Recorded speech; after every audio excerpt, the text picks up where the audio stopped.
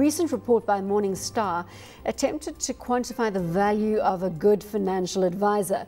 The report, entitled Alpha, Beta and now Gamma, argues that good financial planning can make a huge difference in the outcomes of the investment process. Here to tell us more, Sean Latter from Questra Wealth. How do you make a difference to investor returns, Sean? Well, I think we've been trying to convince people of this for a number of years now, and this is the first report that's come out that's independent from Morningstar and is giving us something on tangible nature to present to clients or the consumer out there, and try and show that provided you're working with a good financial planner, yes, there is value to be had.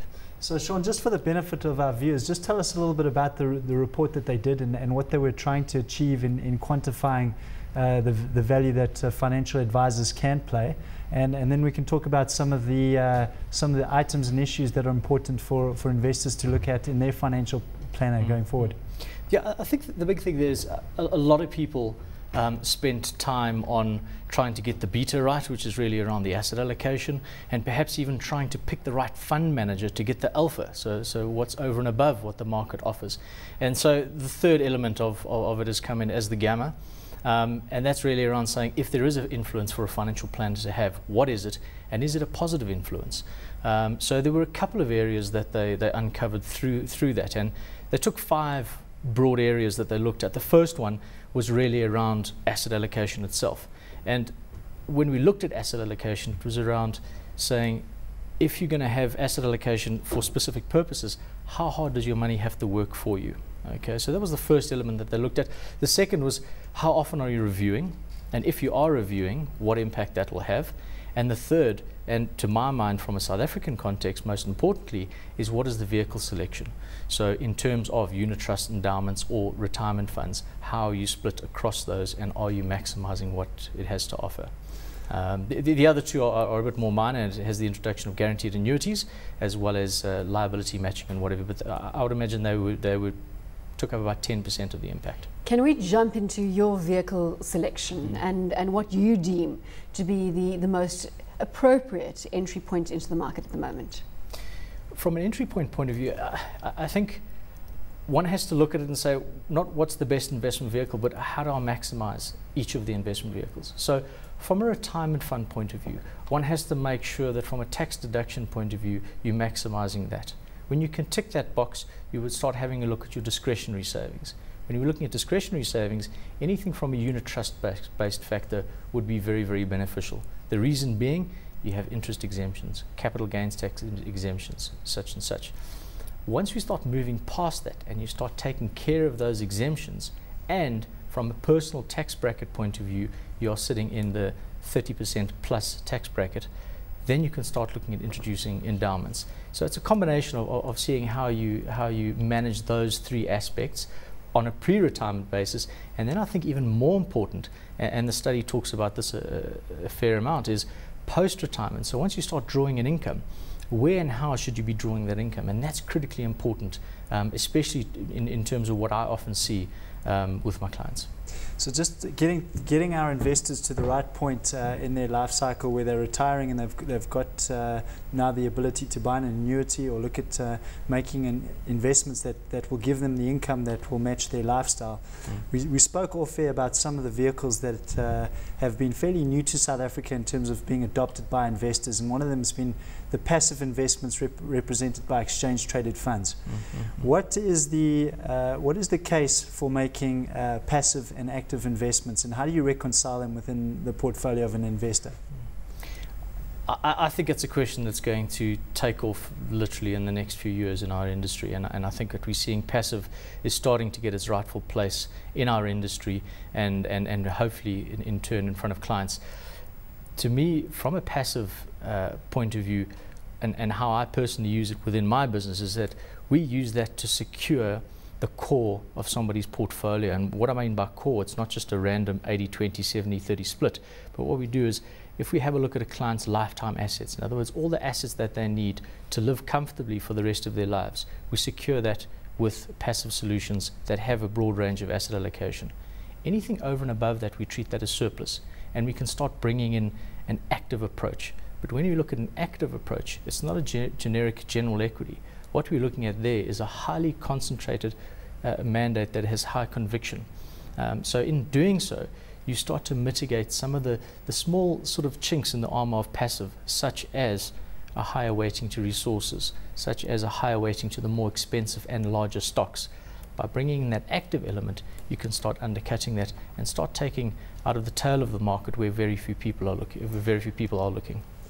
On the active side of things, we know that fund managers right now are not performing well by virtue of the fact that they invested in stocks. A lot of the value managers, for instance, haven't seen that kicker coming through yet. It's difficult to choose your active managers. What is your advice on that front? Should you leave it to your financial advisor, or what is the process you need to follow? First of all, do you leave it to your financial advisor? My straight answer is absolutely no. We're sitting in an environment now where you have over 900 unit trust funds available. For anyone in my position to sit down and realistically say that I can pick the right manager out of those is ludicrous. There are a number of research companies out there that do offer the services of looking at managers and trying to bring out the best of breed and trying to get managers that have opposing skills that can hopefully provide alpha. I think for me, when we look at it, it's really around even going past the value, but right into the deep value and sometimes contrarian approach. But every manager out there believes that they can provide alpha. And they always say, I mean, the typical standpoint is, but it's over the long term. So if they're not performing well, the fallback is, but you are invested for the long term and alpha is going to come. Isn't there a danger that you can get almost a Stockholm syndrome with the manager, where it may be the personality that you buy into, their level of conviction, and yet that is not necessarily an indication of their skill? I agree with you, and I think that's been the problem up until now as well. So when I'm looking at it, again, we take it a step back and almost forget the asset manager.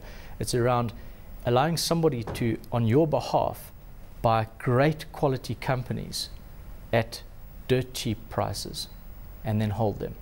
And that's the mandate. So it's less about trying to be an asset manager that beats the market. It's around having somebody there who's going to buy these great companies at good prices, and over the long term it'll provide returns. I'm being very contrarian in my nature, sorry, today.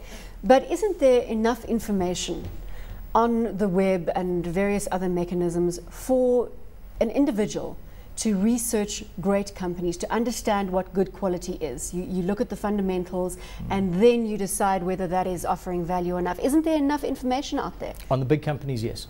I'm talking about the large, good quality companies. Yeah, absolutely. So the only place that an active manager can actually offer value is when it comes to the less well-researched companies. Exactly.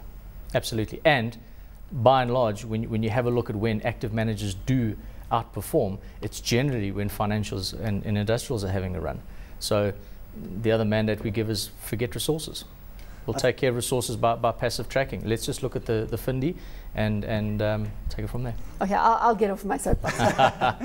We just also, in addition to Bronwyn asking you how to pick a good fund manager, we wanted to ask you, it might be a very trite question because you're obviously a wealth manager yourself, but what are some of the things, we get the Morningstar report and we'll probably post that on our Twitter account so people can read that if they want. But in terms of selecting a financial advisor, you likened it to a metaphor in choosing a GP. So just expand on that a little bit and tell people what they should look for in a good financial planner. I think the first thing, and again to bring it back to the analogy of a GP, is first of all you tick the box of qualifications and education and the like when you go to the doctor. It's just assumed, and if you really look at it you can see the certificates on the wall. So we'll get to that a little bit later. The second thing you look at is bedside manner, and although it should go without saying, it's about finding somebody who you connect with, so sitting down, having a chat, having a cup of coffee and saying, is this somebody I can see myself working with down the line? Okay, and that's more important than a lot of people would imagine. But let's get back to the education side of things, and I could run through a whole list of what you should look at from an education point of view, an experience point of view, ethics point of view, etc., etc., etc. To my mind, one of the easiest, quickest and cleanest ways of looking at it is to look for a certified financial planning professional or a CFP professional. It's an international designation, and I'm one of 4,200 in the country. Okay, so there's more than enough out there. But 4,200 in relation to the nearly 100,000 representatives out there, we obviously are of a minority, and that's why we still have an industry that's hugely disgruntled, because they are being impacted on underqualified, undereducated advisors, brokers, salesmen, which form the 95% of our industry. I think the other day we had a very interesting discussion around the behavioral biases of investors, and you've mentioned that the importance of being able to connect with an investor. Is that connection important, where you've got to be able to tell the person at certain periods of their investment life that their instinct is actually wrong, they need to just sit tight, or they need to stick to a strategy or a fund or whatever it may be? Why is that personal connection so important with your advisor? Look, I think the personal connection is there because if you don't have that connection, you're not going to trust that person. If you're not going to trust that person, you're not going to probably be open and honest with them. If you're not going to be open and honest with them, they're not getting the full picture. And if they're not getting the full picture, you're going to have a subpar plan and a subpar strategy. So I think that's the importance there. From a behavioral point of view, I think what's critically important is when looking at that plan is to say, what is the process you're going to take me through? And that's got to be a really robust process that has a lot of education in it, part of which is actually warning investors of themselves. We've got about 1.5 minutes left of the interview, and perhaps we can just use that to focus on the key challenge you think investors are facing at the moment. We know uncertainty abounds, but is that their key challenge? I think that's exactly where we're at. The uncertainty is there, and I think I've spoken about it before. For me in the last 6 months, it hasn't really changed. It's better the devil I know than the devil I don't. So a lot of people are perhaps sitting in investments or in cash or in whatever the case may be, and although they know long term it's probably not the best place for them, they're not entirely convinced that moving is the right move, because they might have regret through that.